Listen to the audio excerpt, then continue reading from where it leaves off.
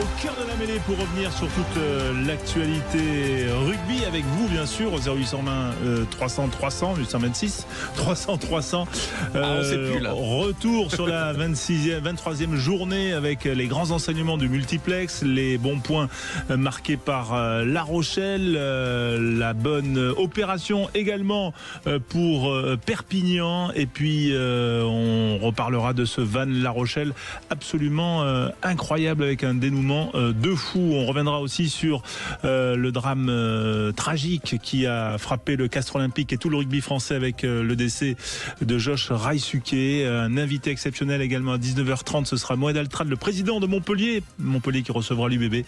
Voilà pour le menu de cette heure qui nous attend au cœur de la mêlée avec vous au 0826 300 300. Sud Radio, au cœur de la mêlée.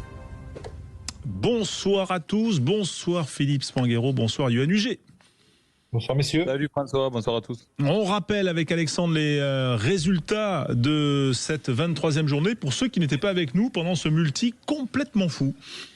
Ouais, multi de dingue effectivement, avec le succès de Pau à Lyon 29-27, la victoire de La Rochelle à Vannes 30-29 sur un drop de 45 mètres d'Antoine Astoy, le succès à domicile de Perpignan face au Stade Français Paris, c'est un match très important pour le maintien, puis la rencontre qui s'est soldée par un match nul entre le Racing 92 et Bayonne 24-24, malgré la pénalité qui était possible pour Joris Second, elle ne passe pas entre les poteaux 24-24, donc à la Paris La Défense Arena ce soir 21h05 Toulon-Toulouse au Vélodrome à Marseille, et demain à 21h05 Montpellier Union Bordeaux-Bègles. Castres Clermont de son côté a été reporté suite au décès tragique de Josiah Raisuke. Voilà les grands enseignements au classement, bien sûr, c'est l'Aviron Bayonnais qui conforte sa place de barragiste à domicile avec 60 points désormais, le Stade Rochelais qui réintègre le top 6, 52 points à un point du Castres Olympique qui aura donc un match en retard puisque le match Castres-Clermont se jouera le 24 mai, et puis en bas de classement ça a bougé puisque Vannes 14e n'a qu'un point de retard sur le Stade Français qui est désormais 13e, barragiste donc pour le match de maintien, alors que Perpignan sort de la zone rouge avec 3 points d'avance sur le Stade Français. Yoann Huget, par quoi tu voudrais commencer? Par quel résultat tu voudrais commencer? Perpignan, la victoire de Perpignan face au Stade Français, qu'est-ce que tu retiens? Surtout 22, revoilà les replays messieurs. Attention. Oui. Attention. Parce que ça, tu l'as annoncé depuis un moment. La victoire qu'ils sont allés chercher n'était pas évidente dans un stade assez hostile. Ils ont fait preuve de caractère, ils ont fait preuve de solidarité parce qu'ils étaient mal embarqués à un moment donné. Et ce drop salvateur qui va créer encore un peu plus de solidarité dans le groupe, un peu plus de confiance. Voilà, c'est cette victoire au forceps et collective des Rochelais que j'ai envie de retenir, même si c'est tragique pour les 21. Ça m'a fait mal au cœur de les voir perdre à la dernière minute comme ça. C'est atroce après le match qu'ils ont fait. Mais la loi du sport est parfois cruelle. Avec un geste magnifique quand même d'Antoine Astoy, un drop de 40 mètres magistral. Dans ces moments-là, c'est vrai que ça... Il avait loupé le même face au Leinster. Hein, donc c'est pour dire la force du caractère du garçon. On va revivre, je ferai réagir Philippe dans un instant, mais revivre ce moment-là, c'est le moment crucial du multi. Écoutez, c'était il y a quelques secondes. Bientôt la bombarde qui va résonner, le drop d'Astoy! Et le drop d'Astoy qui passe! Victoire de La Rochelle sur la sirène, hallucinant! Victoire d'un point, le point de bonus défensif pour les Vantais. Que c'est cruel le sport, que c'est beau, chapeau La Rochelle et bravo à Vannes qui n'a pas démérité. Victoire finale 30-29. Oui, Laurent Depré avec nous, on l'a vécu en direct sur Sud Radio. Philippe, c'est vrai qu'elle était absolument incroyable cette fin de match du côté de Vannes, mais c'est pas la seule. Non, c'est pas la seule. Alors bien sûr, avant de rebondir, parce que je pense que tu veux parler de Perpignan. Mais juste mais pour rendre à César ce qui appartient à César, c'est vrai que Yoann avait dit dès la victoire contre Bayonne au forceps là que la Rochelle était de retour. Ouais. Voilà. 3e victoire consécutive de La Rochelle ce soir. Hein. Ouais, mais après ils ont confirmé tout de suite à l'UBB avec beaucoup de caractère. Ils ont mieux maîtrisé le match face à l'UBB qu'aujourd'hui. Hein. Aujourd'hui, ils ont pris le large tout de suite. Vannes peut s'en vouloir finalement de cette absence un peu à l'entame, où très vite ils sont menés 12-0, ils mettent beaucoup d'énergie pour revenir dans ce match, ils prennent un peu le large, puis La Rochelle revient, ça a été un ping-pong sur les 20 dernières minutes. Voilà, donc en tous les cas, ça maintient une course en bas de classement importante, et puis dans le top 6 avec La Rochelle qui se remet dedans. Et puis ensuite, en effet, il y a en bas de classement, il y avait ce match de la peur entre le Stade Français et Perpignan, honnêtement, qui a été quand même pauvre d'un point de vue technique. On a senti à quel point la pression de l'enjeu pesait sur les épaules des deux équipes. C'était quand même assez pauvre, mais il y a eu du suspense et Perpignan a su aller chercher ce match au bout du suspense, justement, avec beaucoup d'échecs au pied dans le match, enfin, beaucoup de scories, des essais un peu gags, mais en tous les cas, ça a été un match compliqué. Et puis, avec cette défaite de Vannes, ça maintient le Stade Français un peu en vie, avec un point de bonus pris quand même qui comptera pour la fin. Est-ce que c'est pas ça, entre guillemets, la bonne opération, entre guillemets, du Stade Français, qui a fait preuve de caractère et qui prend un bonus défensif et qui va recevoir 2 fois Lyon et le Castres Olympique, Johan? Peut-être qu'Alex voulait parler. Non, mais c'est intéressant. Je voulais juste rebondir juste là-dessus. Julien Tastet a dit que c'était le premier match plein depuis longtemps de la part du Stade Français Paris. Donc il y voyait du positif, pour aller dans ton sens, François. Ouais. Johan. Oui, il y a du positif. Après, ils ont peut-être un calendrier plus favorable que les Vantais, où ils vont recevoir des Lyonnais qui vont jouer une finale. Donc, s'ils gagnent, peut-être ils vont faire tourner. Et voilà, ils vont pouvoir avoir une équipe de lyonnaise remaniée, un peu plus facile à maîtriser que si elle venait chercher des points. Donc, voilà, ils ont 2 réceptions, il va falloir se concentrer sur 2 réceptions. Ce n'est jamais facile de recevoir 2 fois. Si on gagne la première, il y a forcément un peu de relâchement inconsciemment, donc il va falloir qu'ils restent mobilisés sur ces 2 rencontres pour pouvoir espérer échapper à ce match, access match, quoi. Effectivement, Philippe, ton regard sur ça, c'est parce que bon, 3 points d'écart, est-ce que ça change? Oui, aujourd'hui, Perpignan est devant, mais est-ce que ça change vraiment les clés? Est-ce qu'il n'est pas important ce point de bonus pour les Parisiens? Si, c'est pour ça que je le soulignais, il est très important parce que, comme le disait Johan, ils ont un calendrier un petit peu plus favorable, et puisque les Parisiens doivent éviter à tout prix, et dans le scénario qu'on pouvait imaginer aujourd'hui, c'était qu'ils se retrouvent derniers, puisque là, il n'y a même pas de possibilité avec cet access match de se maintenir. Et donc, vraiment, l'épée de Damoclès au-dessus de la tête du Stade Français, c'était plutôt même la dernière place, à la vue des dynamiques, que cette place de 13e. Là, c'est un point important, la contre-performance de Vannes, les sert aussi. Et j'ai écouté aussi le discours de Julien Tastet, il a raison, parce que encore une fois, on sent tellement de pression sur les épaules de cette équipe qu'il faut trouver du positif. Il y en a quand même dans le caractère collectif, parce que c'est vrai que le contexte était très compliqué. Ils ont tenu ce match, ils avaient la gagne au bout du pied avec une pénalité à la dernière minute qui était compliquée, 22 complètement excentré, qui a été loupé. Mais donc, ils se sont donné les moyens d'aller chercher cette victoire. Et forcément, là, il faut trouver du positif pour amener les joueurs dans une dynamique importante, positive, pour mieux vivre cette fin de saison et mettre les joueurs dans les meilleures conditions. Voilà, on rappelle, le Stade Français qui va recevoir le Loup, qui va aller à Clermont, qui va recevoir ensuite le Castres Olympique, et l'USAP qui va aller à Clermont, qui va aller à La Rochelle et qui va recevoir le Stade Toulousain en J26. Tiens, Johan, toi qui connais bien la maison, et ça pourrait arbitrer le maintien. Est-ce que le Stade Toulousain, même s'il fait tourner, dans quel état d'esprit il irait à Perpignan si jamais le maintien se jouait là en J26 avec l'avance que le Stade Toulousain a aujourd'hui, mais le fait que désormais il n'y a plus de Champions Cup? Oui, mais dans la même logique que comme l'équipe qui se présente à Toulon ce soir, de faire jouer un maximum de joueurs pour déjà les préparer à l'année prochaine, conserver les joueurs qui ont beaucoup joué et donner du temps de jeu aussi aux blessés qui vont revenir. Voilà, donc après le Stade Toulousain n'est pas forcément dans une politique de dire on fait tourner pour se préserver. C'est que les joueurs qui vont se présenter à Perpignan savent qu'ils ont quelque chose à jouer pour aller chercher une demi-finale, parce qu'il y a 3 semaines ou 15 jours derrière et qu'il peut tout arriver, une blessure et tout ça. Donc le staff est très vigilant au comportement des joueurs. Bon, effectivement, ça sera intéressant à suivre. Mais le sujet de la gestion de la fin de saison du stade, il est vraiment intéressant parce que... Moi, j'avais sauté sur un dernier match comme ça, les gars. Donc, je vous dis, moi, j'avais sauté sur un dernier match à Clermont et j'avais pas fait le barrage face à Castres. Ouais, On avait perdu le barrage face à Castres. 2018, c'est ça ? Voilà. Ouais, exactement. Mais bon, on a perdu le barrage à domicile face à Castres. C'était un peu dur à accepter, mais je sais pour vous dire que chaque match compte et peut-être que j'avais mis un peu moins d'intention dans ce match à Clermont, pensant que j'allais jouer le barrage et boum, j'ai sauté. Voilà. Dernière petite question avant de retrouver Xavier Pemja qui sera avec nous dans un instant. Mais est-ce que Bayonne a assuré avec ce nul au Racing son barrage à domicile, Philippe ?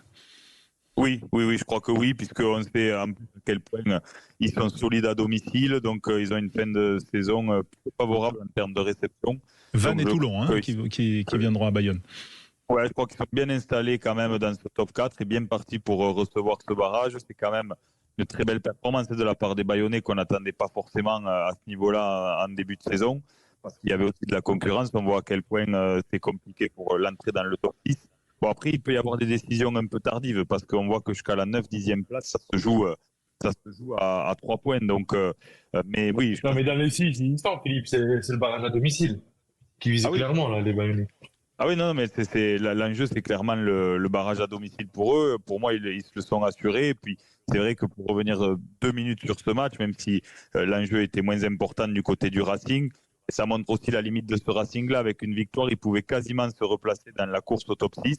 C'est peut-être un peu ambitieux quand même à la vue de leur saison, mais c'est quand même hallucinant en regardant les stats du Racing à la mi-temps, de se dire qu'ils ont tourné à la mi-temps à 8-7.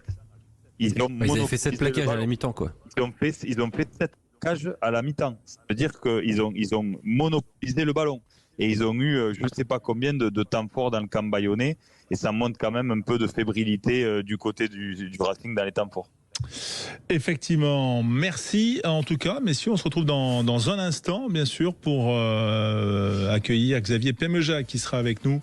Et bien sûr, vous pouvez nous appeler tous au 0826 300 300. À tout de suite. Au cœur de la mêlée, Yoann Huget, Félix Fanguero, vous, bien sûr, les passionnés de rugby au 0826 300 300, toute l'équipe Sud Radio, Alexandre Priam, Quentin Cabanis, voilà, pour revenir sur un des moments forts de ces derniers jours et de la journée, notamment l'hommage, Quentin, qui a été rendu à Josh Razuquet, l'ailier, le joueur du Castres Olympique. C'était ce matin au stade Pierre Fabre. Exactement, François, un hommage ce matin organisé par le Castres Olympique, avec la présence des joueurs et du staff, ainsi que du président, du directeur du rugby. Un moment avec aussi beaucoup de spectateurs, un moment riche en émotions, avec de très beaux hommages, et notamment le chant des joueur fidjien qui a résonné dans le stade Pierre Fabre. Voilà, et on imagine aussi c'était ce moment que l'on a vécu ce matin du côté du stade Pierre Fabre. Ouais. Pour parler de Josh Razuquet, un de ses anciens entraîneurs, Xavier Pemja, qui est avec nous en direct, entraîneur de Nevers, manager de Nevers. Bonsoir Xavier, merci d'être avec nous en direct sur Sud Radio. Oui, bonsoir à tout le monde. Ouais, j'imagine que les dernières heures sont difficiles, et que l'hommage qui a été rendu à Pierre Fabre a dû aussi émouvoir toute la communauté de Nevers et le club de Nevers qui était très attaché à Josh Razuquet. Oui, c'est bien ce qu'a fait Cafre. C'est un club qui ça m'étonne pas. Que je connais les gens à la tête, comme on voit Mathias Roland, pardon. C'est un club qui est très famille, qui est très proche de ses joueurs, de ses hommes. Et ce qu'ils ont fait, c'est magnifique. Et c'est bien pour honorer Winnie, nous ici on l'appelait Winnie. C'était un personnage, voilà. C'est quand on l'a côtoyé, d'abord je pense qu'on ne pouvait que l'aimer, tellement qu'il transpirait le bonheur et qu'il amenait de la joie, voilà, et du plaisir, voilà. Donc c'est de tout voir les gens mourir comme ça, tout ça, c'est terrible, c'est tellement violent. Mais quand on le connaît, le personnage, quand c'est qu'en plus sa femme était enceinte, tout c'est catastrophique. Mais bon, il faut garder son souvenir. Le souvenir, son souvenir, c'est quoi? C'est donner du plaisir, prendre du plaisir dans tout le jeu de rugby et en donner aux autres. Ça, c'est vraiment fabuleux. Ouais, j'imagine que c'est des moments très difficiles parce que voilà, enfin c'est des moments de la vie d'homme. Alexandre, peut-être avec Xavier Pemeja.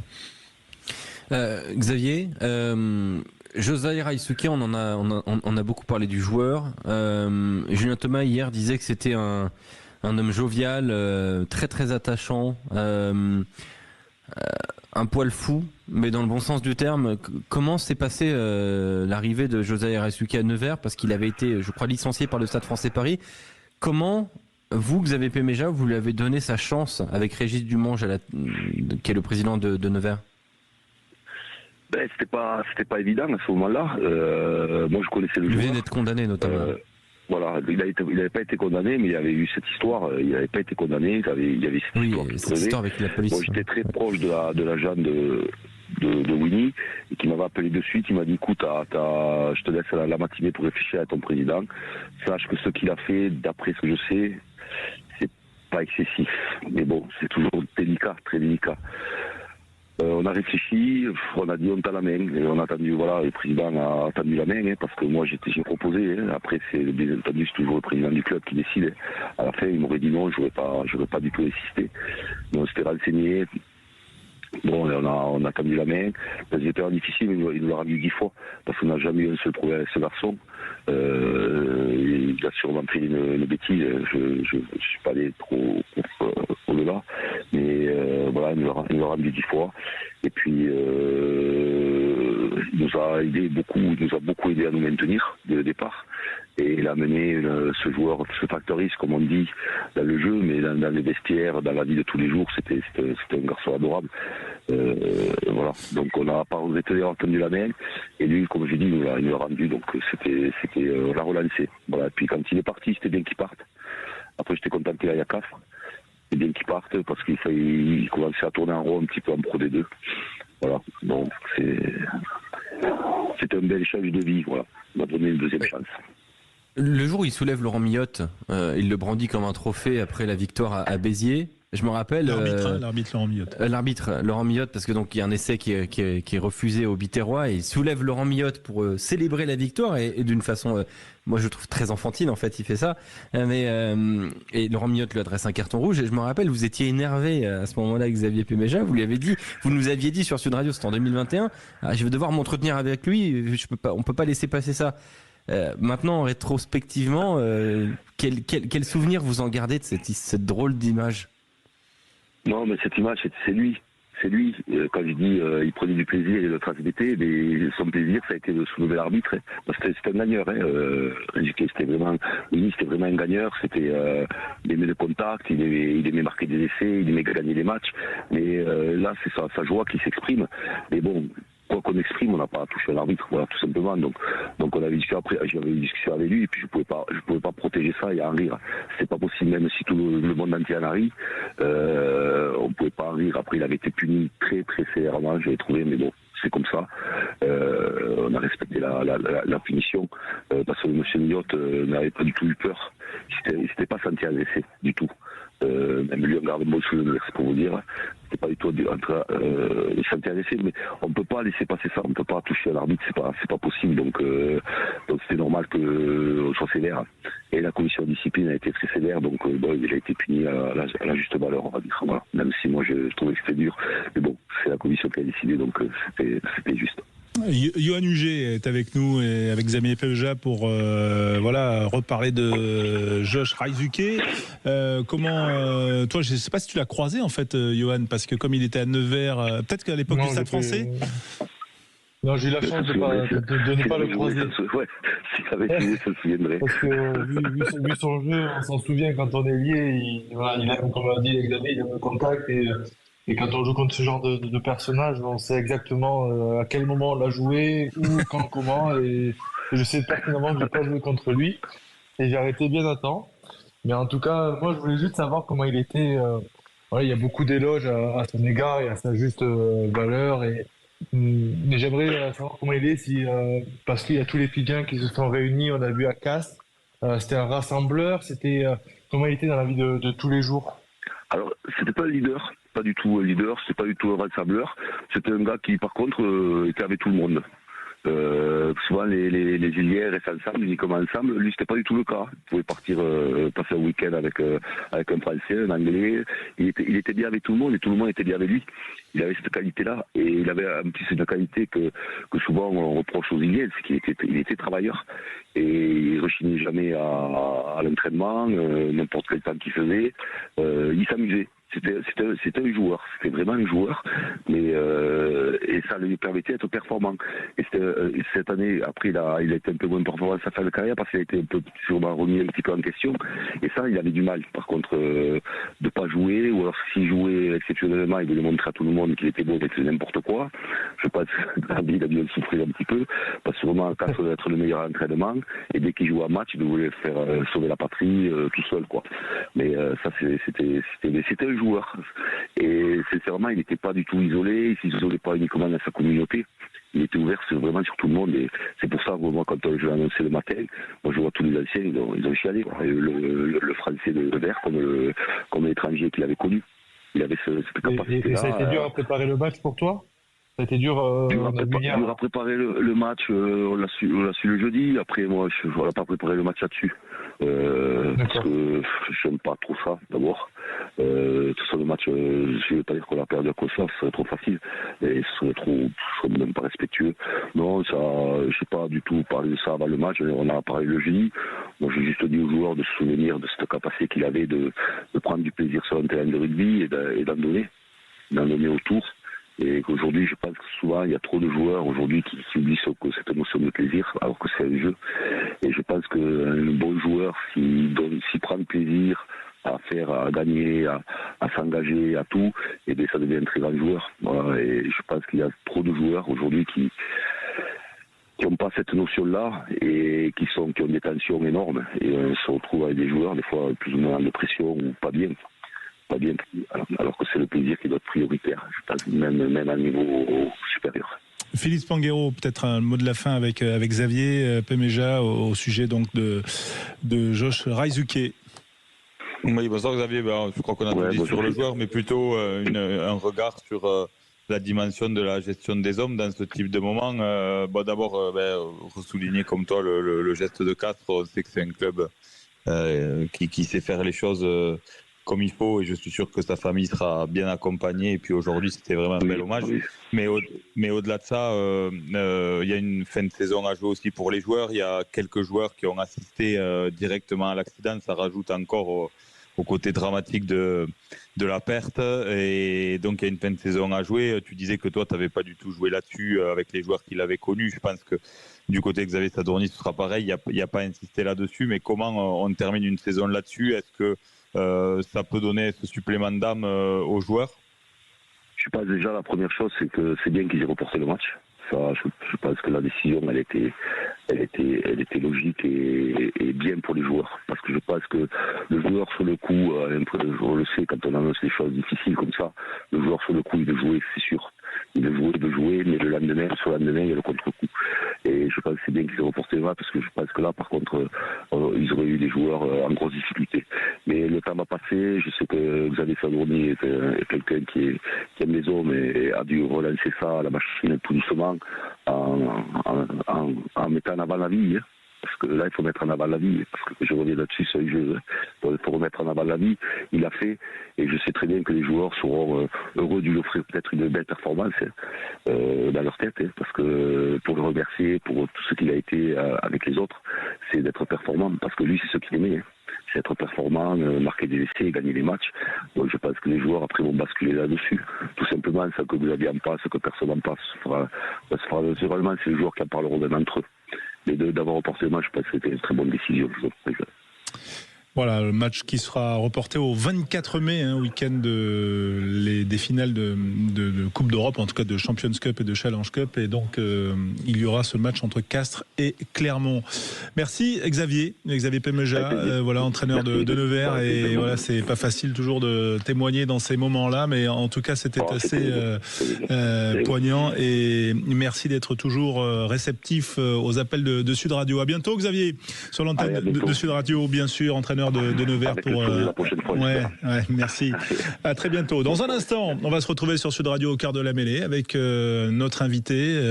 Ce sera Moed Altrad, le président de Montpellier, du MHR, qui accueillera l'Union Bordeaux-Bègles demain. On parlera bien sûr de cette saison déjà réussie. Oui, Quentin. Et on aura aussi le gagnant du grand jeu du week-end pour avoir les places VIP pour la rencontre entre le Stade Toulousain et le Racing 92 qui aura lieu le week-end prochain. Donc aux alentours de 45, le gagnant ? Ouais. Ben super. Allez, on repart dans un instant et on se retrouve avec Moed Altrad, notre invité. À tout de suite sur Sud Radio. 19h31 au cœur de la mêlée. Merci de nous rejoindre. Si vous vous connectez sur Sud Radio, il y a l'appli également Sud Radio, sudradio.fr bien sûr. Et puis dans votre radio, voilà, avec Yohann Huget, avec Félix Panguero, avec toute l'équipe Sud Radio et notre invité exceptionnel, Moed Altrad, président du MHR. Bonsoir président. Oui, bonsoir François, bonsoir à tous vos invités. Merci d'être avec nous en direct. Bon, si on regarde le classement avant la réception demain de Montpellier, de l'UBB à Montpellier, ça clôturera cette 23e journée. On voit que Montpellier 10e, 47 points, 7 points d'avance sur Perpignan. C'est une fin de saison tranquille pour vous, président Altrad. Écoutez, il reste 3 matchs, enfin pour nous 4, avec celui de demain, c'est pas sûr. Donc les choses, c'est pas à vous et ainsi qu'à vos invités que je vous dis ça. Il suffit de perdre 2 matchs d'affilée et quelqu'un d'autre avance de 2 matchs, gagne 2 matchs et on peut être mal. Mais vous avez raison, on est à peu près serein.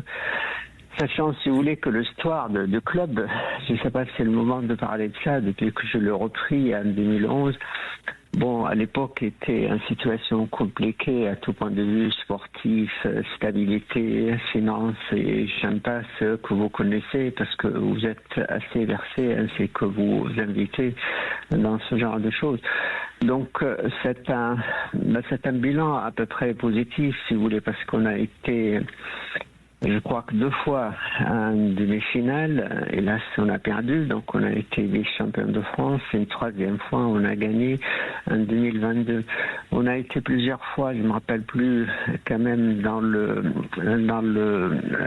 play-off. Donc voilà, on a gagné 2 fois le challenge européen. Et c'est vrai que l'année passée, c'était compliqué pour nous parce qu'on a joué les barrages et il y a dans toute chose négative, il y a un élément positif. Dans ma vie, je pourrais dire, oui, je suis passé par cette phase qui a été pénible. Non pas le match contre Grenoble, mais toute l'année, parce que l'angoisse était présente tout le temps, quoi. Voilà, c'est effectivement des souvenirs différents. On rappelle quand même les dates des finales. Il y a eu 2011, il y a eu 2018 et il y a eu le titre en 2022 pour le MHR et plusieurs barrages, notamment avec Castres. Ça avait toujours été très serré avec Castres notamment. Alexandre Priam avec Moed Altrad, notre invité Au cœur de la mêlée. Président, c'est vrai qu'il y a eu une dernière saison très très compliquée l'année dernière. Comment le MHR s'est reconstruit depuis le sauvetage qui a été mené par Patrice Colazo, Christian Labitte, Vincent Etcheto et Bernard Laporte? Les 3 personnes le 3 coachs que vous venez de mentionner, Patrice et ses 2 assistants, on nous ont sauvés, si vous voulez. Et ça, je le remercierai jamais assez, ces 3-là. Donc, par la suite, si vous voulez, on a opté, je vous le cache pas, et vous le savez, de toute façon, que j'ai fait des erreurs, parce que j'étais novice en 2011, j'ai jamais été voir un match de rugby dans ma vie, nulle part, y compris Montpellier. Et on m'invite pour sauver le club, et j'ai demandé pourquoi moi. Ils m'ont dit on a regardé dans un rayon de 500 km, il y avait que vous qui avez des sous, quoi. Enfin bref, voilà. Donc c'est comme ça que je suis arrivé. Donc j'ai beaucoup appris. J'ai beaucoup appris des bonnes et des mauvaises choses, notamment les mauvaises choses qu'on vient d'évoquer, le barrage de l'année passée. Donc, on opte, si vous voulez, aujourd'hui pour la stabilité. C'est vrai qu'on a changé beaucoup souvent, de staff, et ça, c'est pas une bonne chose. Je l'ai compris. Mais une partie de ces changements était dictée, si vous voulez. Je cite pas les personnes, mais il y avait des raisons valables et on peut pas en parler. sur votre antenne sans blesser les personnes. Et comme c'est des histoires passées, je ne souhaite pas y revenir. Donc là, on opte, si vous voulez, pour un staff 100% montpelliérain, excepté Benson Stanley, mais j'ai l'impression qu'à travers son comportement, son vécu aujourd'hui, sa vie à Montpellier, il fait partie de la masse montpelliéraine. Donc voilà, ça donne, de nouveau, c'est un challenge, c'est un challenge pour nous, prendre un staff complet sans aucune expérience, et notamment le head coach, c'est compliqué, c'est un challenge. John Codulo. Et là, on est John Codulo, et on est en train, si vous voulez, de construire sur la durée, quoi. On regarde les gens autour de nous, les clubs autour de nous. Je regarde Bayonne, ça fait 3 ans qu'ils construisent, qu'ils bâtissent, et aujourd'hui, ils sont dans les premiers de ce championnat qui est compliqué. Et pas plus tard qu'aujourd'hui, je crois que c'est un match nul contre le Racing, donc c'est pas évident, et ils l'ont fait, et c'est mérité, quoi, leur match nul, j'ai pas pu le voir, hélas, voilà. Donc on bâtit, aujourd'hui notre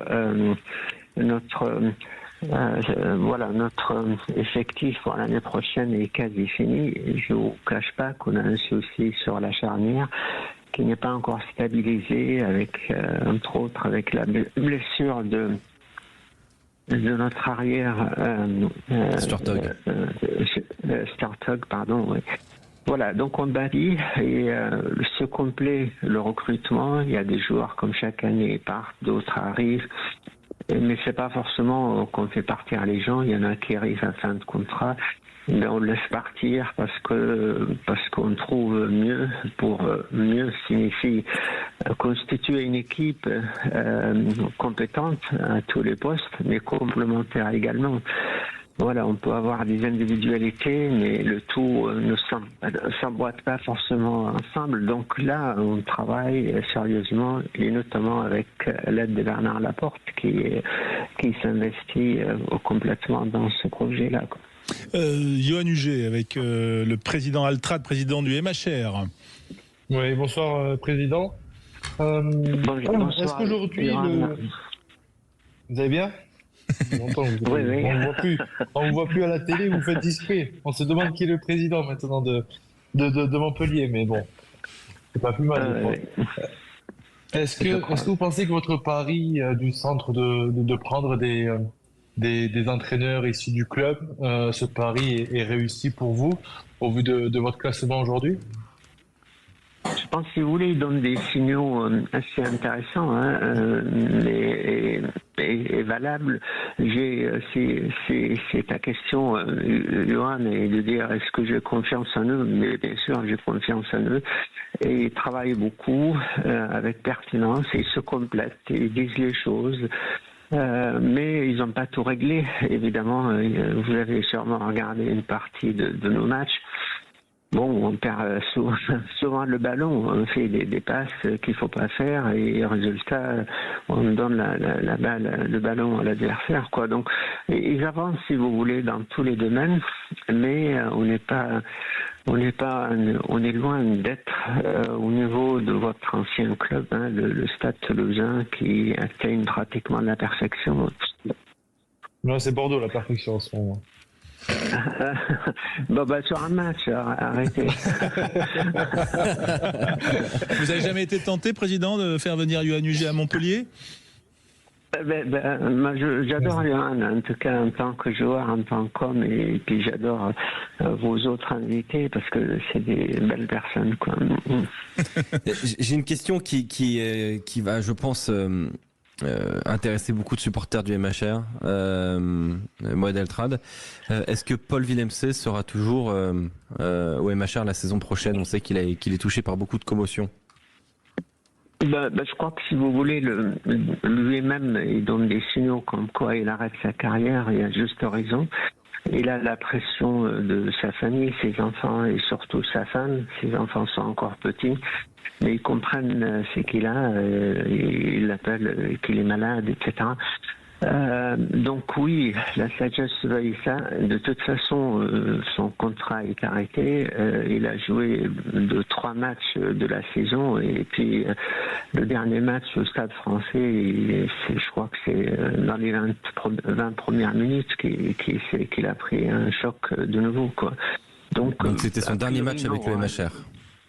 Je pense, oui. Je pense, hélas, on n'a pas pu, il ne pourra pas assister au moins à un match pour saluer sa carrière au MHR et puis sa carrière tout simplement des joueurs de rugby qui a servi le MHR, qui a aussi servi l'équipe de France et qui reste une figure de l'équipe de France. Ouais. Philippe Spanghero, une question pour Moed Altrad. Alors, dans les points de satisfaction de cette année, il y a ce staff 100% quasiment montpelliérain avec une vision pour les prochaines années. Et puis, il y a aussi quand même des paris réussis sur le recrutement, des joueurs dont on pouvait se poser la question de savoir si vraiment ils allaient venir pour tout donner. On sait que c'est toujours des paris délicats, des grands joueurs internationaux plutôt en fin de carrière. Je pense à vous, Nicolas et Stuart Hogg, et qui ont été des vrais leaders de jeu, exemplaires sur le terrain, et qui ont aussi peut-être contribué à amener cette nouvelle dynamique positive. Est-ce que c'est un des points principaux de satisfaction pour vous cette saison ? Oui, vous venez de le dire, oui, parce qu'ils donnent tout, et se défendent, comme on dit dans le rugby, à mort, et ils nous font gagner des matchs. Donc c'est si vous voulez, pour moi, c'est des stars, hein. Certes, des stars déclinantes, parce que vous savez, dans le rugby, lorsqu'on dépasse les 31 ans, 32 ans, on commence un peu à être classé pas favorablement. Donc, mais ils sont là, ils font le maximum, ils s'entraînent vraiment beaucoup et avec un état d'esprit excellent. Hein, voilà. Donc oui, c'est un pari, encore une fois, mais réussi cette fois-ci. Moed Altrad, quand on lit que 10 clubs sur 14 du top 14 sont dans le rouge financièrement, vous êtes un homme d'affaires averti qui a bien réussi dans sa vie professionnelle. Comment faire pour que les clubs de rugby aient des modèles économiques viables ? Est-ce que vous avez la réponse après 14 ans ou 15 dans ce secteur-là ? Oui. Oui, mais je vais vous dire, François, des choses qui vont pas plaire aux gens de la Ligue, et notamment voilà les gens qui gèrent la Ligue. D'abord, c'est pour moi un des éléments qui améliore la situation, si vous voulez, financièrement, c'est les frais de la Ligue. Donc le contrat de Canal+, c'est quoi ? C'est 120 millions à peu près. Donc on commence par ponctuer les frais de la Ligue, les frais de fonctionnement de la Ligue, notamment le financement du siège, hein, qui n'était pas justifié d'après moi. On pouvait toujours louer... Tout nouveau siège de la Ligue nationale de rugby dans le 17e arrondissement, effectivement. Oui. Pourquoi le siège comme ça qui coûte 15 millions ? Pourquoi dans le 17e arrondissement qui est un quartier chic ?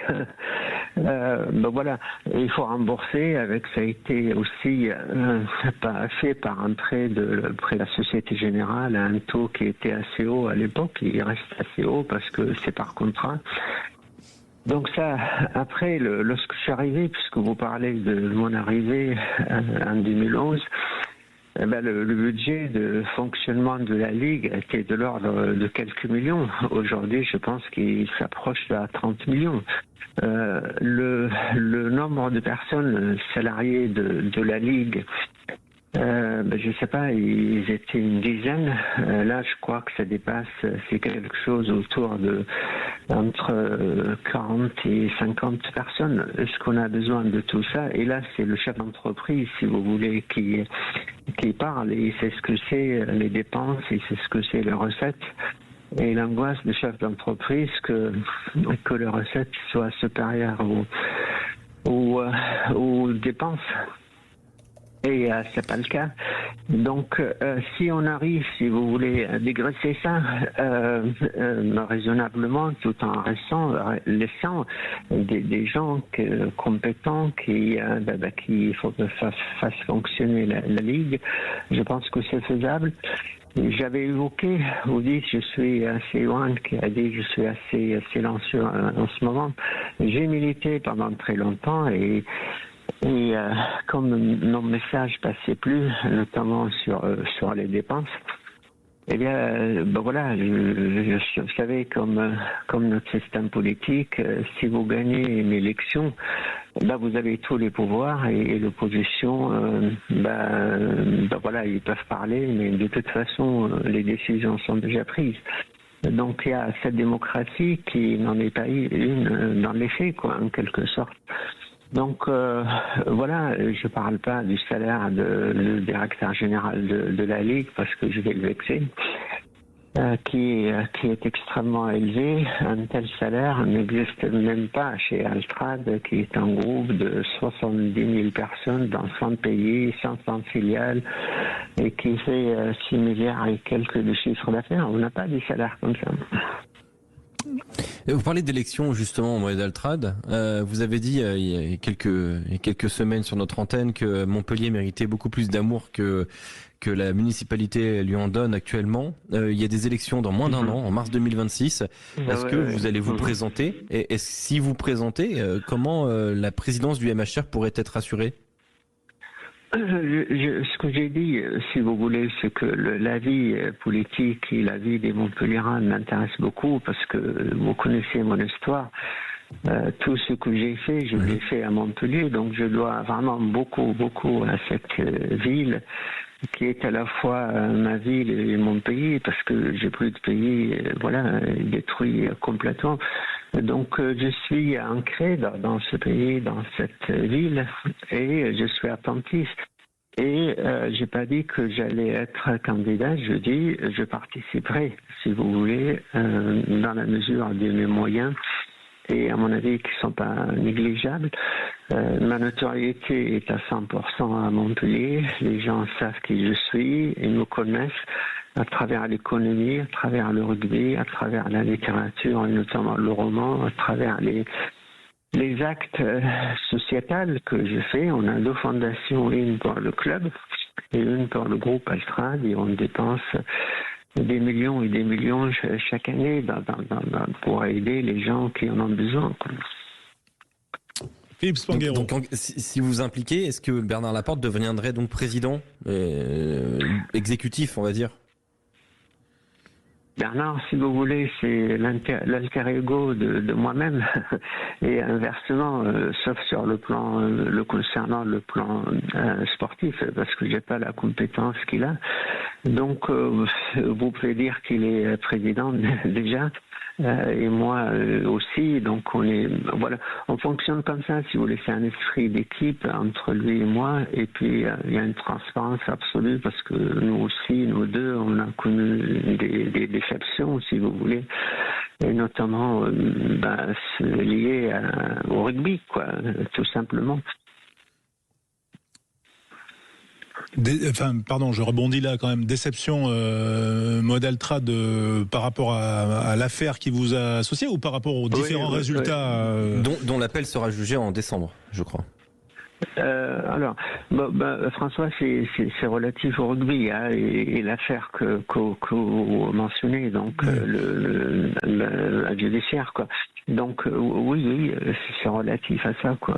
Est-ce qu'il y a des éléments en appel que vous serez capable de défendre et qui peuvent changer le parti pris des juges, entre guillemets, en décembre 25? Mais si vous voulez, vous savez, sans rentrer dans les détails, ce qui s'est passé, c'est qu'en réalité, on ne s'est pas défendu. Pourquoi? Parce que on me reproche, si vous voulez, et tout ça, ça a été travaillé, vous savez, par les clans qui existent dans le rugby, quoi, à travers le pouvoir que ces gens-là ont à la Ligue et à la Fédération, qui est stigmatisé Altrad pendant très longtemps. Hein. Depuis quelques années, c'est calmé, et surtout Bernard Laporte aussi, il n'a jamais été aimé réellement que par une minorité pas très grande de gens. Pourquoi? Mais j'en sais rien. Mais ça a été un grand joueur, un grand entraîneur. Il a gagné 3 fois d'affilée la Coupe d'Europe, une chose qui ne s'est jamais produite, je crois, dans l'histoire du rugby européen. Bon, il a été ministre, il a été président de la fédération, voilà. Quant à moi, si vous voulez, je suis un type qui sort de nulle part, avec une enfance misérable et avec des conditions précaires pendant toute mon enfance, mon adolescence et jusqu'à ce que j'arrive en France.